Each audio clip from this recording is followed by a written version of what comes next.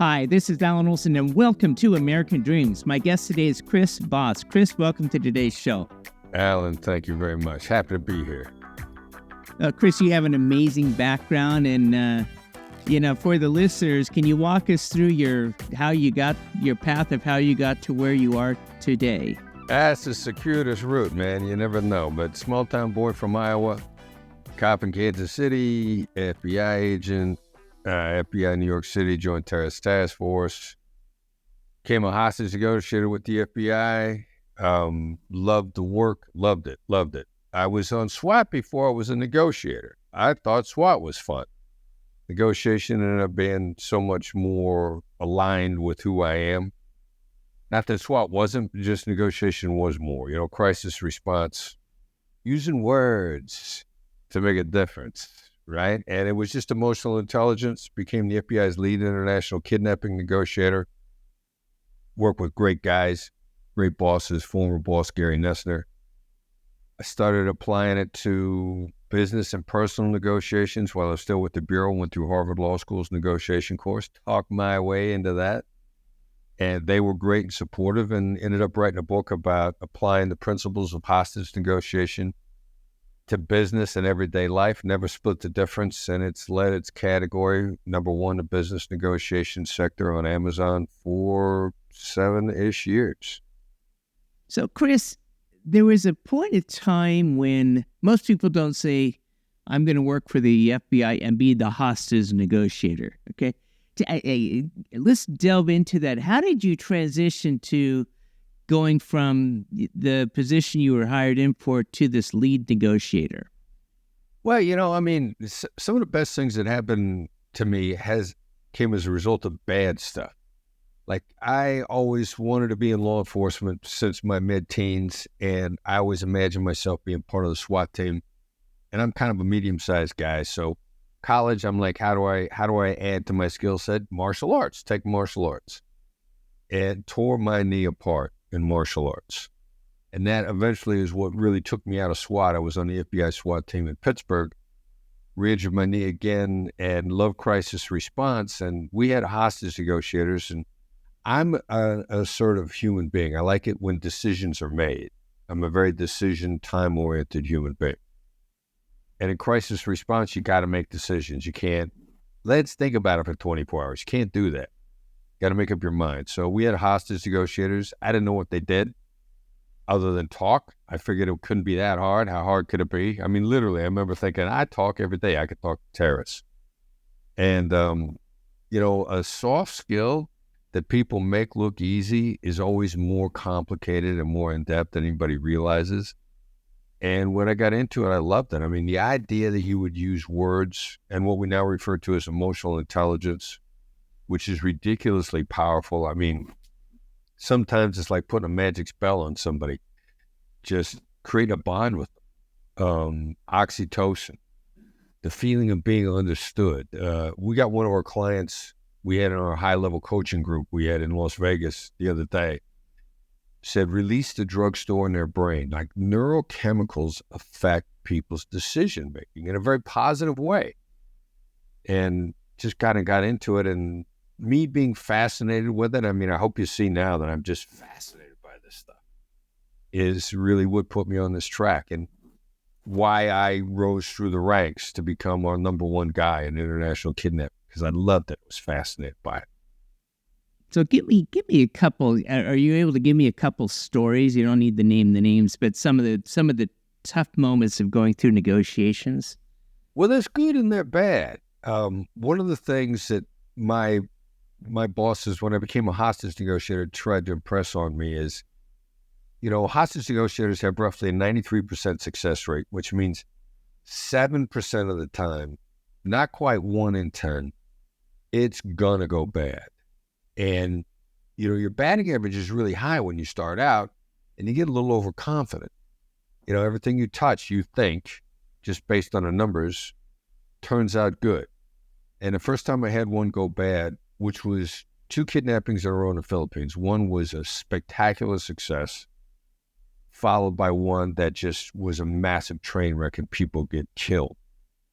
And I can remember my boss, Gary Nessner, telling me we had the best chance of success, which is what I tell people now in business negotiations. Best chance of success is no guarantee. Sometimes it's going to go bad.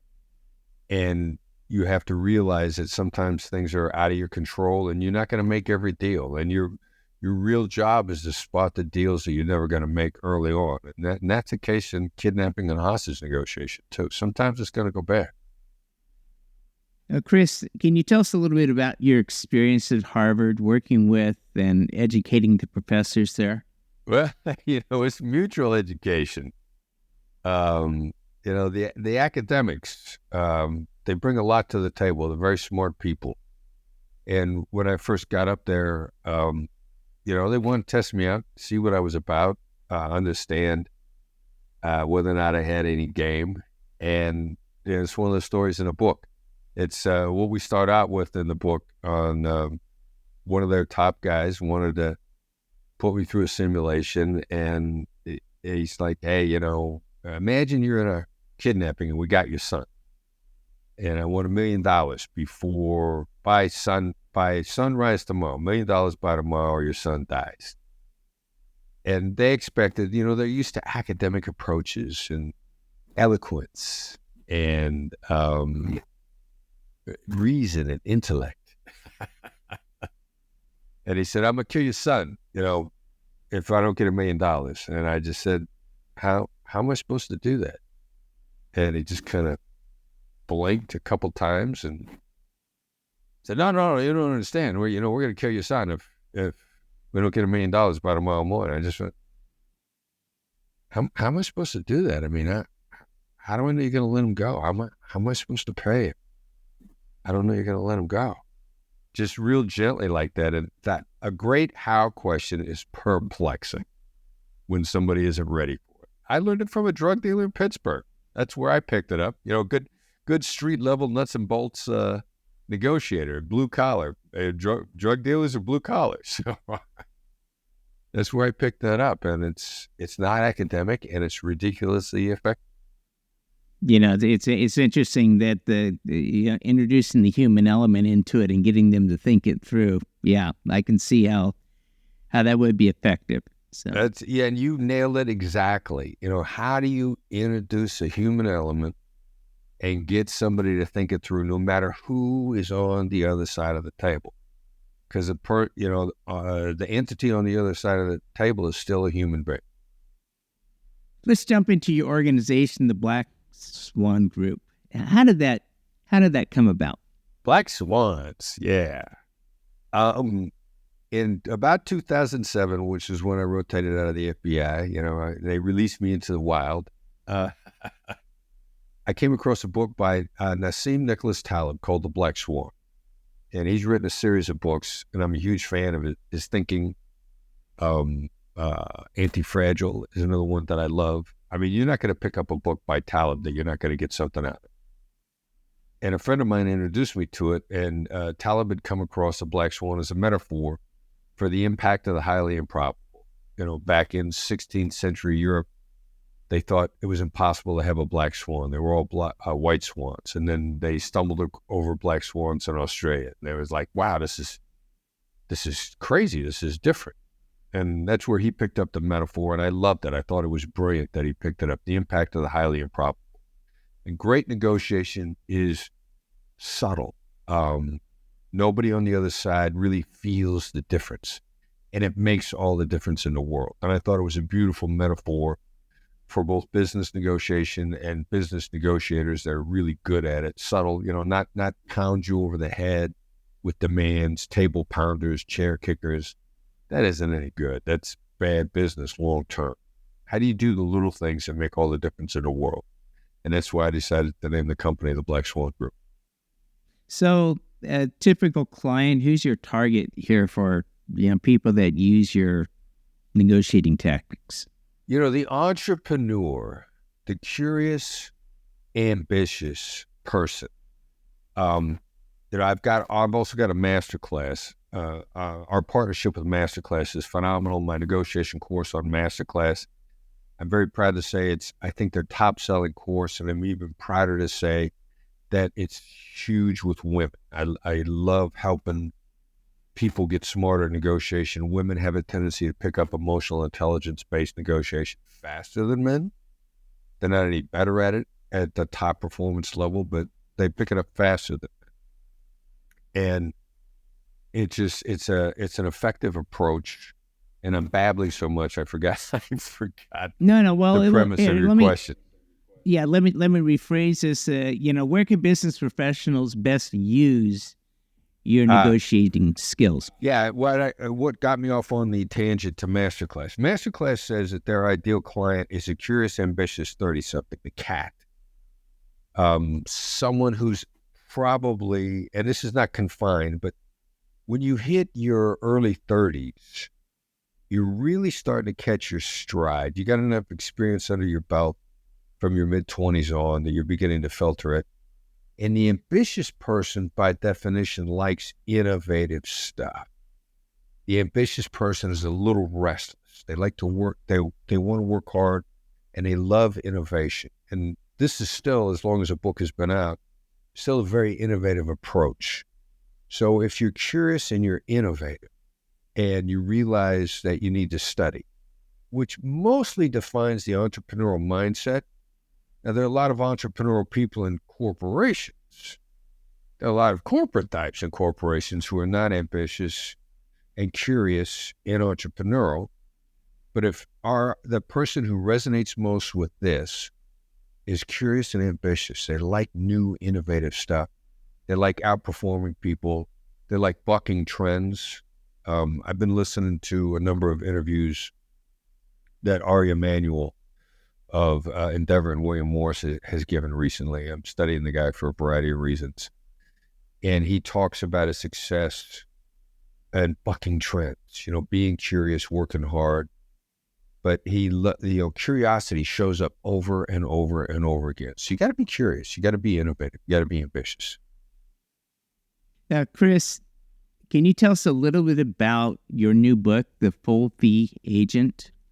Yeah, well, I came across, this guy came across me, Steve Shull, coaching real estate agents in California, a former NFL player. And Steve was always touched by the coaches that made him better. And he was a very coachable dude. So he decides, through his circuitous route through life, post-NFL, to start coaching real estate agents and the find and grind. I mean, really work hard, knock on doors, make all those calls, and very successful with an incredible work ethic. And Steve says he ran across my book and bang, he knew that emotional intelligence was the algorithm he was looking to unlock, and reached out to me and my son Brandon. So let's collaborate. And so we've been coaching real estate agents successfully probably for 6 years, making their lives easier, getting them out of the 24/7 grind, helping them enjoy life. And finally, Steve, we said, let's put out a book, and The Full Fee Agent, we put that out last November. Like every real estate agent, a good real estate agent is an incredible bargain, maybe the best bargain on planet Earth. 6% is nothing. They should never discount their fees. Finder's fees in business is 10%. And a great real estate agent does at least that much work. So how do we apply the emotional intelligence of the Black Swan method to real estate? And that's what that book is about. And the people that are reading it and learning the principles are making more money and have more time and are happier. That's the key. They're much happier human beings. Give me a couple examples of negotiating tools that you use. You use that of emotional intelligence, but can you kind of walk us through? Yeah, well, Alan, let me ask you a question. Why in God's name am I on your podcast today? I mean, you could talk to a lot of people. Why are you talking to me? Well, because we're outlining your pathway in life, how you got to where you are today. And, you have a unique set of skills that, you give back to the lives of others. So we're listening to your story. Yeah, but there are a lot of other people that could tell you that. I mean, why me? Well, because you're, you are unique to yourself. There's no other individual like you, Chris. And the fact that you become an influencer, teaching master classes and walking through, in front of a lot of people, in front of the stage, putting out books. Obviously, you've learned something that you have to share with the world. All right, so I just black swan you. I just Voss you a little bit. And I really broke, I'm going to put a modification on the Simon Sinek rule, because Simon wrote a book, Find Out Their Why.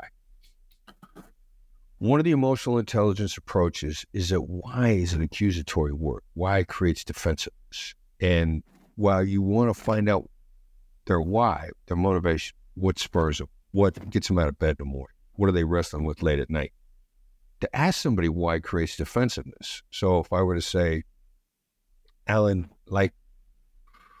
why'd you wear that shirt? You'd immediately feel defensive. Like, what's wrong with my shirt? And if I switched it to, what made you wear that shirt? Now that takes a little bit of the sting of accusation off it, switching from why to what. And then if I'd have taken it at the next level to the Black Swan method, I'd say, Alan, it seems like there's a reason you wore that shirt today. And you'd feel good about that. You'd be drawn toward it. You want to answer. Now, what I did a second ago, though, I said, why me? Now, what I did was that tiny little tweak on the why. The defensiveness was you defending me from me. And you start to outline the reasons why a collaboration between the two of us would be great. And that's one of the critical issues on the Black Swan method and what we taught real estate agents. Because real estate agents are used for free consulting and due diligence constantly, as are almost all business people out there. And if I'd have said to you, Alan, why me? And you'd have gone like, well, it's up to you. You got to sell me. I am now in a position where we're across the table from each other on a business deal. You're using me for free consulting for due diligence. You get somebody else you'd rather go with. You're just double checking to make sure that you know as much as you can. You're using me for research, due diligence, and you're not going to close a deal with me. And so that's one of the things that we've learned in a Black Swan method. I learned as a hostage negotiator, like globally.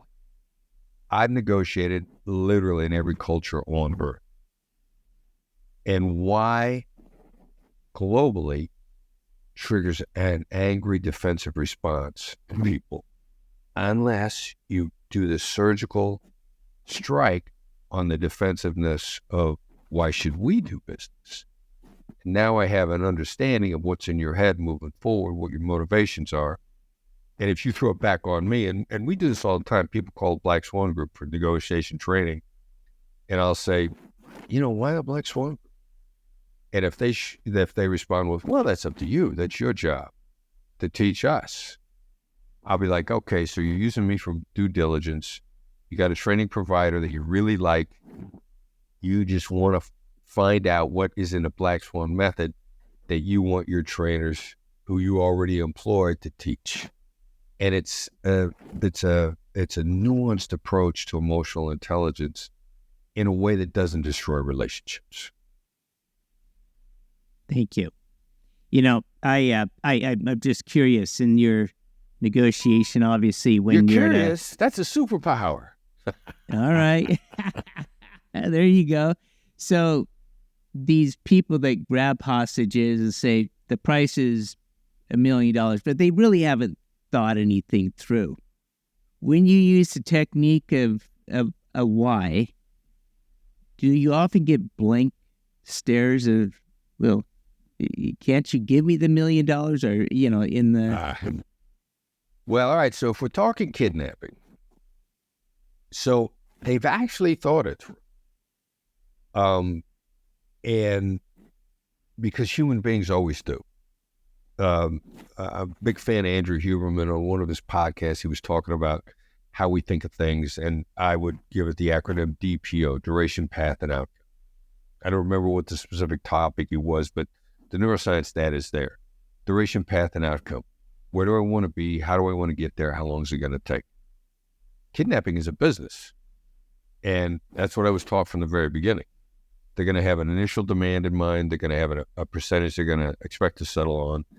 They're going to know how long they want it to take, duration, path, and outcome, because they're humans.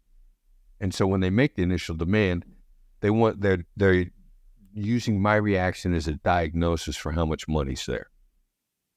And then they're going to have to be put through a process so they feel like they've gotten a good deal, as all human beings do. And when they feel like they've worked really hard, they'll settle. And kidnappers globally are really good at figuring out how much money you have and taking what you have. They could ask for $1 million. If you got $1 million, they're going to get it. If they ask for $1 million and you get $5,764, they're going to take that because they're good at diagnosing how much you have. And that's what the whole negotiation bargaining process is for them. It's a diagnosis of information based on your reactions. Well, Chris, it's been an honor having you on the show today. And, the full fee agent, where can people find that? Buy it on Amazon. And we just got the Audible up. It's read by my colleague, Steve Shull. So get it on Amazon. Amazon always has the best prices, the best distribution. That's what Amazon is about. So, yeah, pick it up on Amazon. Thank you very much. I appreciate that.